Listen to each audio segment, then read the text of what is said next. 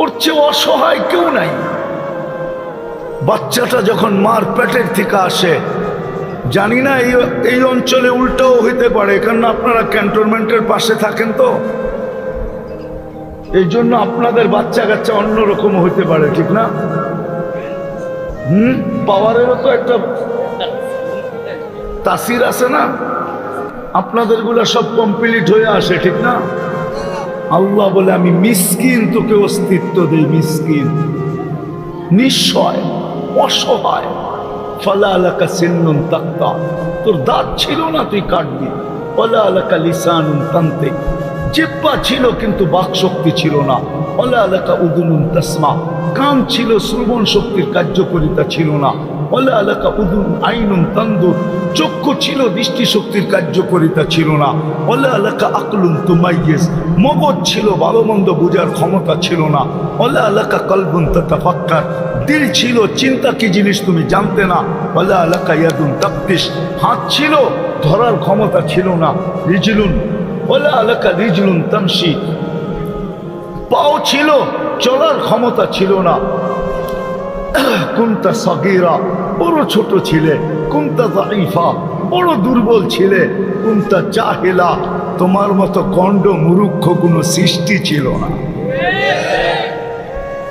তোমার মতো অজ্ঞ কেউ ছিল না। আল্লাহ বলে সব আমি সাজাইছি, আস্তে আস্তে সেট করছি। হায় হায়, ফাউন্ডেশন খাড়া করলেই বাড়ি হয় না, আস্তে আস্তে সাজাইতে হয়, ডেকোরেশন করতে হয়। তারপরে একদিন আসে, মানুষের চোখে লাগে, চোখে এই বাড়িটা কে বানাইছে, আর্কিটেকচার কে, ডিজাইনার কে, এত সুন্দর ডিজাইন। আল্লাহ বলে আমিও তোকে ডিজাইন করছি। দুনিয়া তো আর্কিটেকচার দিয়া করে, আমি কুদরত দিয়া তোকে ডিজাইন করছি, কুদরত দিয়া। নাইলে এক ফোঁটা পানি এত সুন্দর হতো না। সৃষ্টির ভিতরে সবচেয়ে সুন্দর মানুষ, পরি সুন্দর না। পরি যদি সুন্দর হইতো তাহলে কাইলা ছেঁড়ারে কেন ধরতো? ছেঁড়া বোঝেন? কালো ছেলেরে কেন পরি ধরতো? ও তো সুন্দর রে ধরবে, ঠিক না? ও সুন্দরী ধরবে সুন্দরকে, ঠিক না? ও কাইলারে ধরলো কেন? পরি সুন্দর না, মানুষ সুন্দর। পরীর গঠন, ফেরেশতার গঠন সুন্দর না, মানুষের গঠন সুন্দর। গঠন বোঝেন?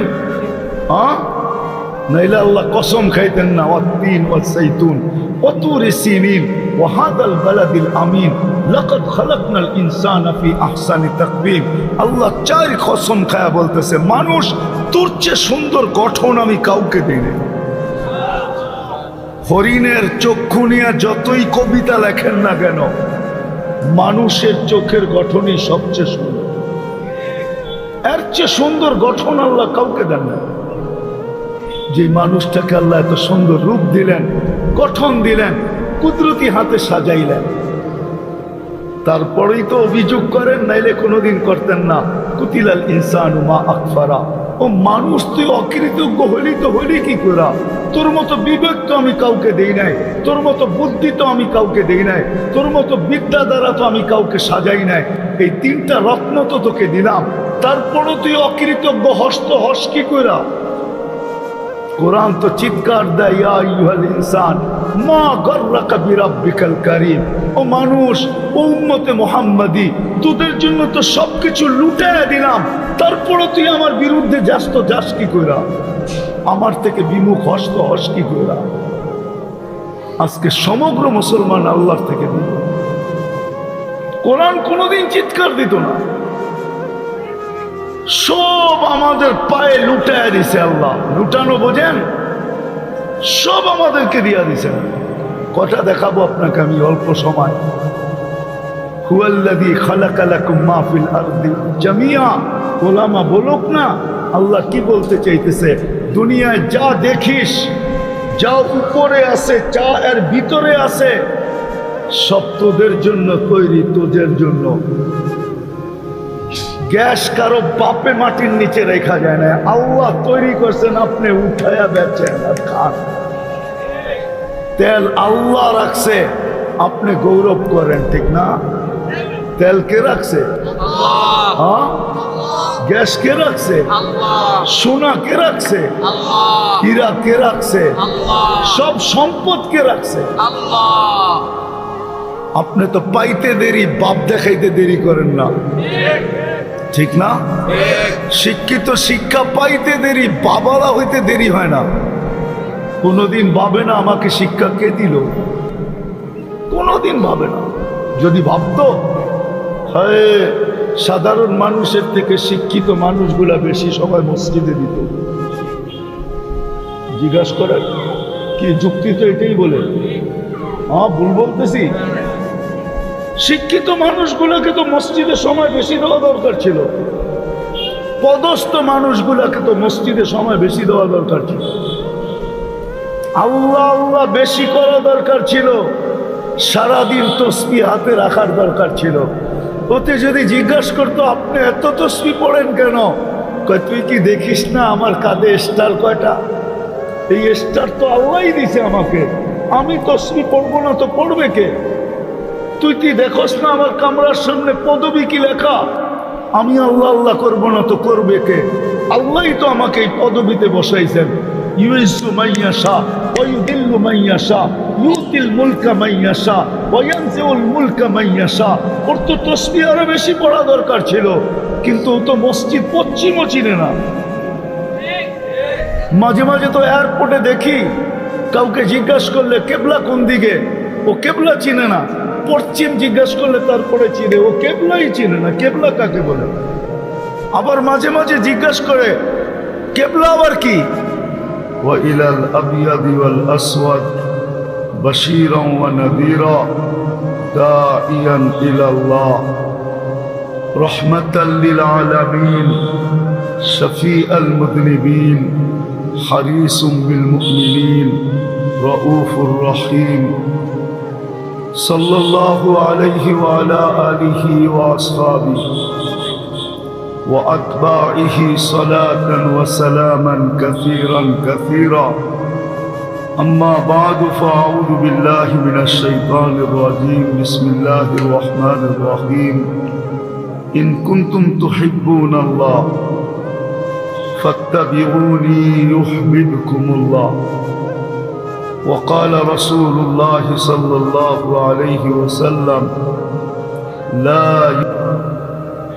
এলাকা থেকে আগন্ত মুসলমান ভাইয়েরা, যেই পর্যন্ত লাউড স্পিকারের আওয়াজ পৌঁছতেছে, যদি শোনার সুযোগ থাকে তো পর্দার অন্তরালে মা ও বোনেরা, কোরআন হাদিস থেকে যতটুকুই তেলাওয়াত করলাম আশা রাখি একই সামনে রেখে কিছু কথা রাখবো, সাথে সাথে সকলের কাছে দোয়ার দরখাস্ত। আল্লাহ আমাকে, আপনাদেরকে, সকল শ্রোতাকে আমল করার তৌফিক দান করেন। কথা শুরু করার আগে কথা খুব ধ্যান খেয়াল দিয়ে শুনতে হবে, তাইলে যদি দিলে কাঁথে। আর হই হুল্লা করলে কিন্তু কথা দিলে কাঁদবে না। দ্বিতীয় কথা হলো আমার কথায় কোনো সুর হবে না। এইভাবেই কথা হবে, যত ধ্যান দিয়া শুনবো আশা করি দিলে কাঁদতে পারে। আল্লাহ আমাদের সবাইকে যেইভাবে শোনার ওইভাবে শোনার তৌফিক দান করেন। কেননা দিনই কথা শোনা নিজের ইচ্ছা মতো না, আল্লাহ যেইভাবে বলছেন ওইভাবে শুনতে হবে। আল্লাহ কোরআনে বলেন ফাস্তামিউ, দিলের কান দিয়া শোনো, আনসিতু, চুপচাপ শোনো, তারপরে রেজাল্ট আসবে, ফল আসবে। লাআল্লাকুম তুরহামুন, নিঃসন্দেহে আল্লাহ আমাদের উপরে রহমতের চাদর বিছাবেন বা রহমতের চাদর দ্বারা ঢেকা দেবেন। এই জন্য শোনার যে নিয়ম, ওই শোনার মতো শুনুন, তাইলেই আশা করি দিলে কাঁদবে। যা হোক মেরে দোস্ত,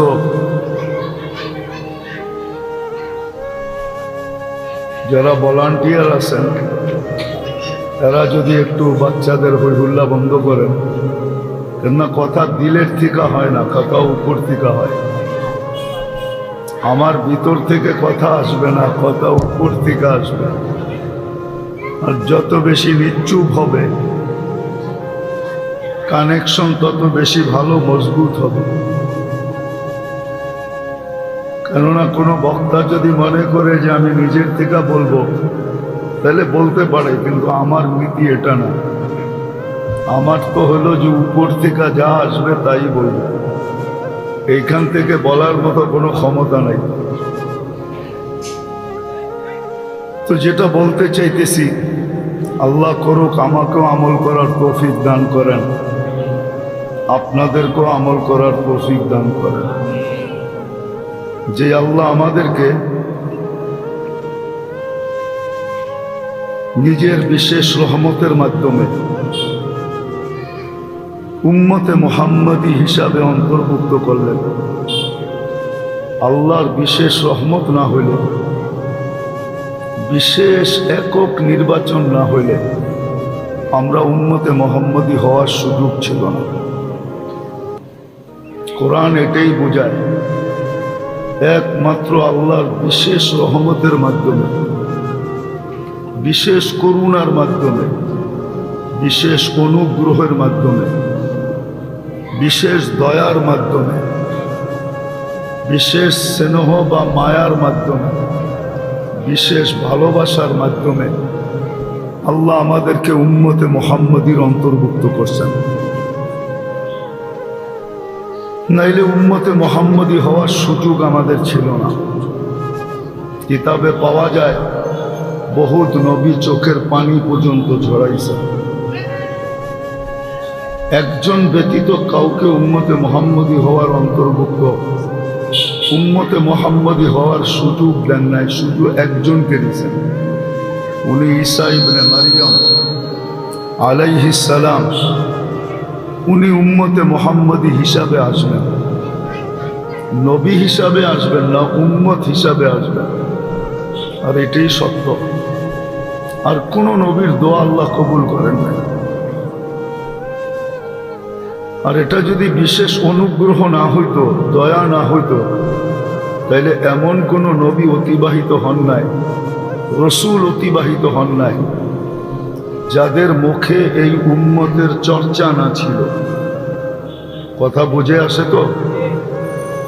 ধ্যান দিয়া শুনলে বুঝে আসবে। এরকম কোন নবী রসুল যান নাই যাদের মুখে এই উম্মতের চর্চা না ছিল, না নবী না রসুল।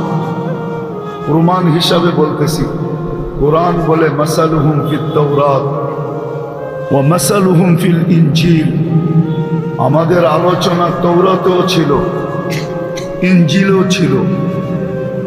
বোঝা গেল আসমানি সমস্ত কিতাবে ছিল, বোঝা গেল সমস্ত নবীর মুখে মুখে ছিল। সমস্ত উম্মত চিনত আমাদেরকে, যদিও আমরা দুনিয়ায় আসি নাই, আসছি সবার শেষে, কিন্তু আমাদের পরিচিতি ছিল সবার মুখে মুখে। এই জন্যই আমি বারবার বলতেছি, বিশেষ অনুগ্রহ ছাড়া আর দয়া ছাড়া আল্লাহ আমাদেরকে উম্মতে মুহাম্মদীর অন্তর্ভুক্ত করেন নাই। খুলতে গেলে অনেক সময় লেগে যাবে, এত সময় হাতে নাই যে সবগুলা খুলে আপনাদেরকে বুঝাবো, যাতে এই অনুভূতি হয় যে আমি উম্মতে মুহাম্মদী। এই গৌরব ভিতরে আসে যে আমি উম্মতে মুহাম্মদী, আমি কোনো সাধারণ উম্মত না। অনেক সময় সম্ভ্রান্ত ঘরের ছেলেরা অনেক কিছু করতে মনে চাইলেও করতে পারে না। এটা ভাইবা করতে পারে না যে আমি তো বংশীয় ঘরের ছেলে, আমি তো সম্ভ্রান্ত ঘরের ছেলে, আমি তো বড় ভদ্র ঘরের ছেলে, আমার মা বাবার নাম তো অনেক, আমার ফ্যামিলির অনেক নাম, বিদায় আমি এটা করি তো করি কি করে? যদিও মন চায় তারপরও করতে পারে না। এইরকম দৃষ্টান্ত আছে না নাই? আমরাও জানি না যে আমরা কোন উম্মত। এই জন্যই কথা শুরু এটা, যে আল্লাহ আমাদেরকে বড় মায়া, বড় স্নেহ, বড় আদর, বড় যত্ন, বড় কৃপা, বড় রহমত, দয়ার বশীভূত হয়ে আমাদেরকে উম্মতে মুহাম্মদীর অন্তর্ভুক্ত করছেন। এটা বর্ণনা দিয়ে শেষ করা যাবে না, যে কতটুক ইয়ারি আর দোস্তি আমাদের সাথে। যদি ইয়ারি দোস্তি আমাদের সাথে না হতো, তাহলে আল্লাহ আমাদেরকে কুদরতি হাতে কোনোদিন নির্বাচন করতেন। উম্মত বানানোর জন্য আমাদেরকে কুদরতি হাতে নির্বাচন করছেন, কুদরতি হাত। আমি কোরআন দিতেছি, হুয়াজতাবাকুম। কোরআন বলে জাহিদু ফিল্লাহি হাক্কা জিহাদি, হুয়াজতাবাকুম। শুধু শুধু আল্লাহ বলেন নাই যে তোমাদের তো জান দিয়া দেওয়া দরকার, খুশিতে জান দিয়া দেওয়া দরকার, খুশিতে আত্মহারা হওয়া দরকার, খুশিতে আত্মহারা হওয়া দরকার, খুশিতে জান দিয়া দেওয়া দরকার, যে তোমাদেরকে আমি নির্বাচিত করছি উম্মতে মুহাম্মদী হিসাবে, তাও কুদরতি হাত দ্বারা। হুয়াজতাবাকুম। আল্লাহ বাইছা বাইছা উম্মতে মুহাম্মদী বানাইছে। ময়নামতির মানুষ ভালো মতে বোঝেন, কুমিল্লার বললে আরো ভালো হবে, কেননা বহু দূর দূর থেকেও লোক আসছে, শুধু ময়নামতির লোক না। আল্লাহ বড় মেহের, আল্লাহর বিরাট বড় ইহসান আর দয়া। আল্লাহ আমাদেরকে উম্মতে মুহাম্মদীর অন্তর্ভুক্ত করছেন।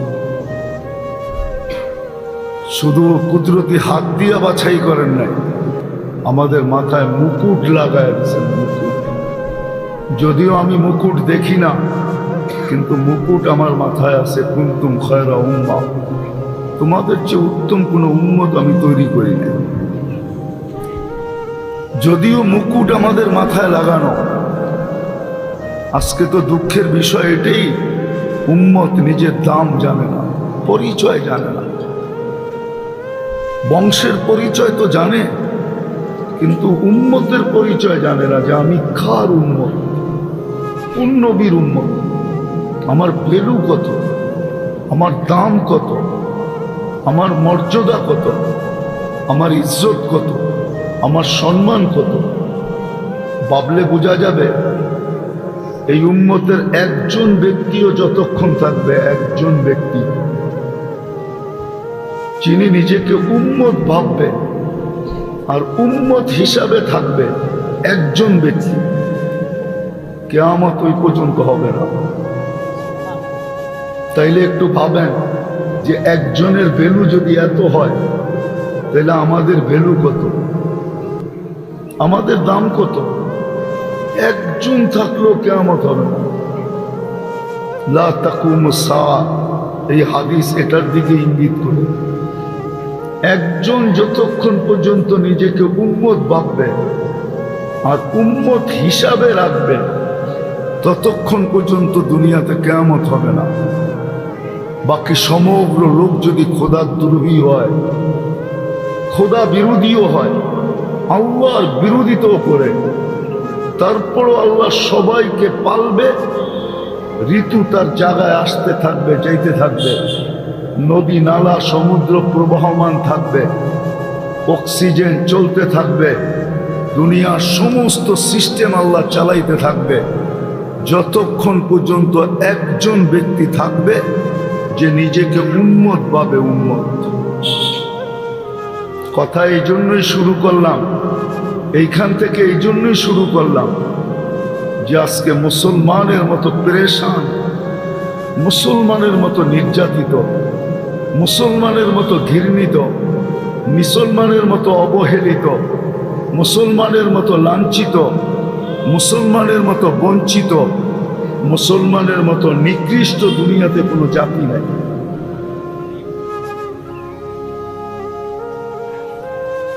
মুসলমানের মতো পেরেশান কোনো জাতি নাই।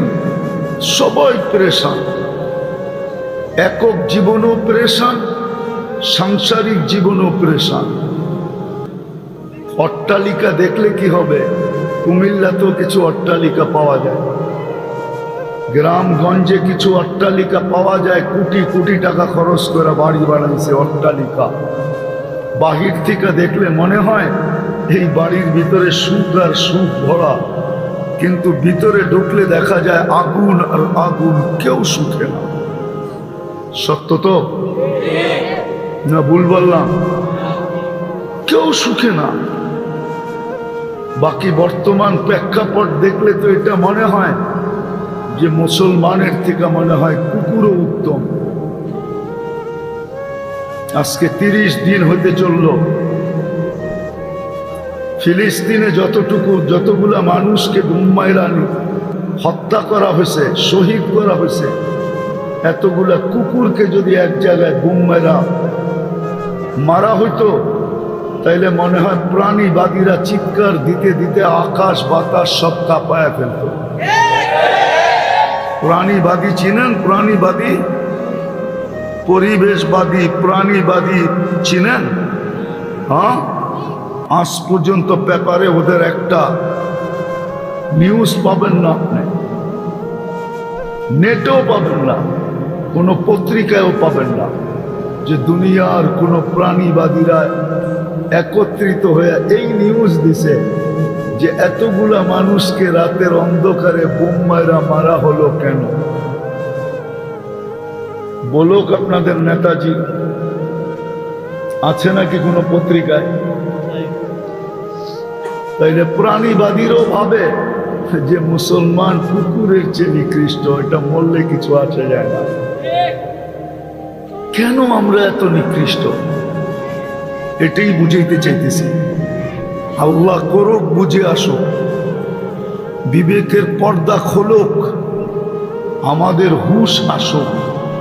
আমাদের সমাজে প্রবাদ বাক্য আছে, ডুস খাইলে বলে হুশ হয়। আমাদের হুশ যে কবে হবে জানি না। চোর গেলে বলে বুদ্ধি বাড়ে, আমাদের বুদ্ধি যে কবে বাড়বে এটাও জানি না। এই জন্যই বুঝাইতে চাইতেছি। কথা লম্বা হবে না, অল্প সময় হবে। যাকে আল্লাহ কুদরতি হাত দিয়া মুহাম্মদুর রাসূলুল্লাহ সাল্লাল্লাহু আলাইহি ওয়াসাল্লামের উম্মত বানাইলেন, দয়ার বশীভূত হইয়া, মায়ার কারণে, দয়ার কারণে, স্নেহের কারণে, ভালোবাসার কারণে। হাইসেন না, বলতে চাইতেছি যুবকরা রাগ না হয়ে যায়। এইখানে যুবক আছে, অনেক যুবক যারা মাঝে মাঝে ভাবে যদি জীবনে একবারও আমাকে লেখা পাঠাইতো যে I.U, তাইলেও মনে হয় আমার মনটা শান্ত হইতো, ঠিক না? আপনারা বোঝেন না, যুবকরা বুঝে ফেলছে। যদি জীবনেও একবার আমাকে লেখা পাঠাইতো I. আরে বলো না, বোঝো না? না বোঝে না মনে হয়, ফিডার খায়, ঠিক না? হ্যাঁ, I.U, তাইলেও মনটা কি হইতো? শান্ত হইতো, ঠিক না? অথচ আল্লাহ এই উম্মতকে ঘোষণা দিয়া বলতেছে ইন্নী লাকা মুহিব্বা, উম্মতে মুহাম্মদী তোমাদেরকে আমি ভালোবাসি। আমি হাদিস দিলাম, আল্লাহ বলে আমি ভালোবাসি। ইন্নী লাকা মুহিব্বা, আমি তোমাকে ভালোবাসি। ফাবি হুব্বি কুল্লি মুহিব্বা, তুইও তো একটু আমাকে ভালোবাসা দেখ। আল্লাহর অনুরোধ, এত দয়া করলাম তোর উপরে। মাঝে মাঝে বাপও তো ছেলেকে বলে, হায় হায় ছোট ছিলি, তোকে লালন পালন করলাম, লেখাপড়া শিখাইলাম, চাকরি বাকরি হইল, সব বিয়ে শাদী করাইলাম, কিন্তু তুই বল তুই আমার জন্য কি করলি? আল্লাহ তো সূরা আর রহমানে এটাই বলে, একটু পর পর 96টা নেয়ামতের কথা বইলা বলে ফাবিআইয়ি আলাই রাব্বিকুমা তুকাযযিবান, এটার তর্জমা হয়তো ওলামায়ে কেরাম আরেক রকম করবে যে আল্লাহর কোন